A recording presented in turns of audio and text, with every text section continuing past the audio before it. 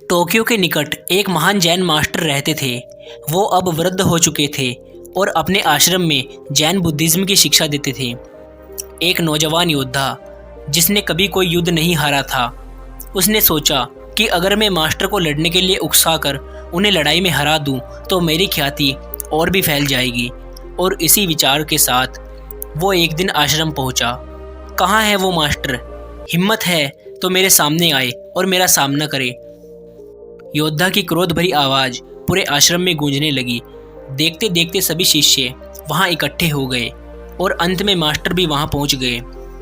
उन्हें देखते ही योद्धा उन्हें अपमानित करने लगा। उसने जितना हो सके उतनी गालियां और अपशब्द मास्टर को कहे, पर मास्टर फिर भी चुप रहे और शांति से वहां खड़े रहे। बहुत देर तक अपमानित करने के बाद भी जब मास्टर कुछ नहीं बोले तो योद्धा कुछ घबराने लगा। उसने सोचा ही नहीं था कि इतना सब सुनने के बाद भी मास्टर उसे कुछ नहीं कहेंगे। उसने अपशब्द कहना जारी रखा और मास्टर के पूर्वजों तक को भला बुरा कहने लगा, पर मास्टर तो मानो बहरे हो चुके थे।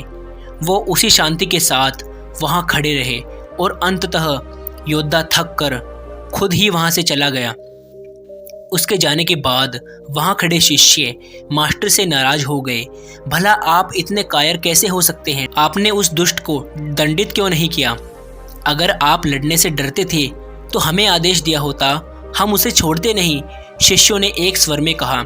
मास्टर जी मुस्कुराए और बोले, यदि तुम्हारे पास कोई कुछ सामान लेकर आता है तो तुम उसे नहीं लेते हो, तो उस सामान का क्या होता है? मास्टर मुस्कुराए और बोले, कोई कुछ सामान लेकर आता है और तुम उसे नहीं लेते तो उस सामान का क्या होता है?